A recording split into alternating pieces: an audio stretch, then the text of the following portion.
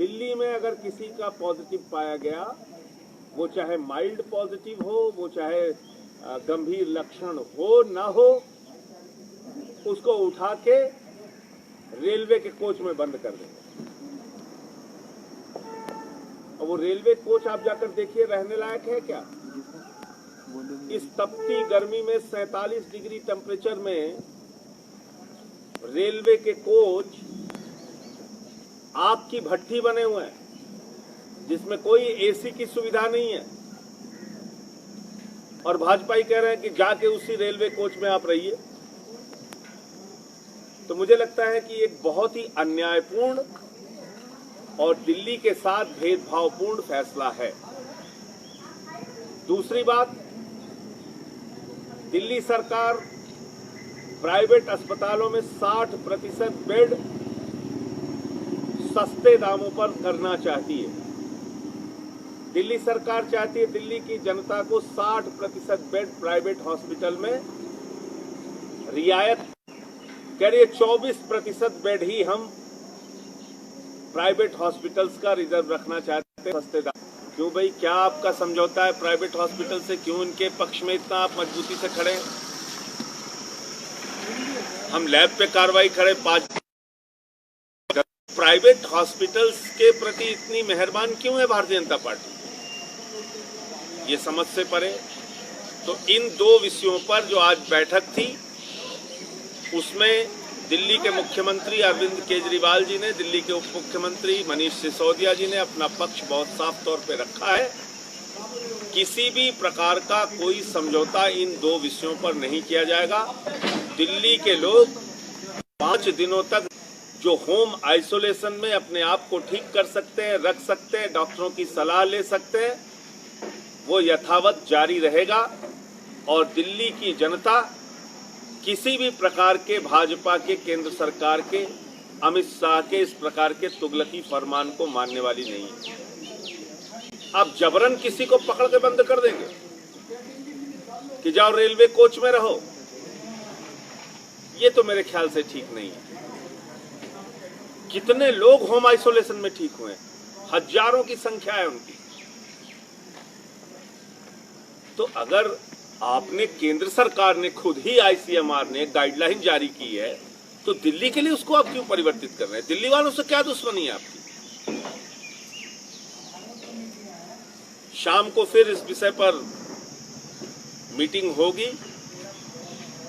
अभी कोई अंतिम फैसला नहीं हुआ है, क्योंकि अरविंद केजरीवाल जी ने और मनीष सिसोदिया जी ने अपना विरोध दर्ज कराया है और ये कहा है कि इन दो बातों पर कोई समझौता नहीं होगा। शाम को इस मीटिंग, अगली जो मीटिंग होगी, इसमें फिर से इस बारे में चर्चा होगी। आप लोगों का कोई सवाल? सर, दिल्ली से ये जानते हैं ना, वो ये चाहते हैं, अगर ये नहीं मानते हैं फैसला, क्योंकि डीडीएम अध्यक्ष शंकु गैल जी, तब कहाँ तक सरकार जाएगी? क्योंकि मुख्यमंत्री, अब शाम को क्या तय होता है उसको देखिए, उसके बाद बताएंगे हम लोग। मैं तो सिर्फ यही कह सकता हूं कि ये एक अन्यायपूर्ण फैसला है, तानाशाहीपूर्ण फैसला है, और पूरे देश के लिए अलग कानून, दिल्ली वालों के लिए अलग सजा। ये क्या है? पूरे देश में होम आइसोलेशन ठीक है, दिल्ली में होम आइसोलेशन नहीं होगा, उनको रेलवे कोच में रखा जाएगा 47 डिग्री टेम्परेचर में आग की भट्टी पे। ये क्या है भाई?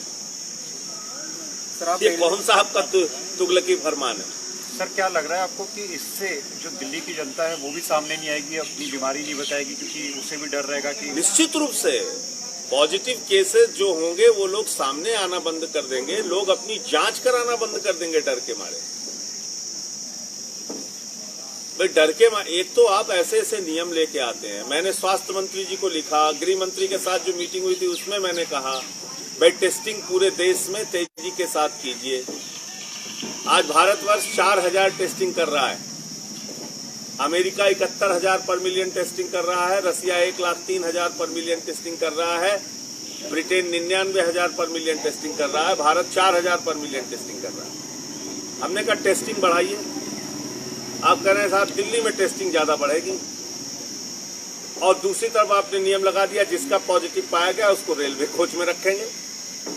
अब कौन टेस्टिंग कराएगा? डर के मारे लोग टेस्टिंग नहीं कराएंगे, तो आप किसको मूर्ख समझ रहे हैं?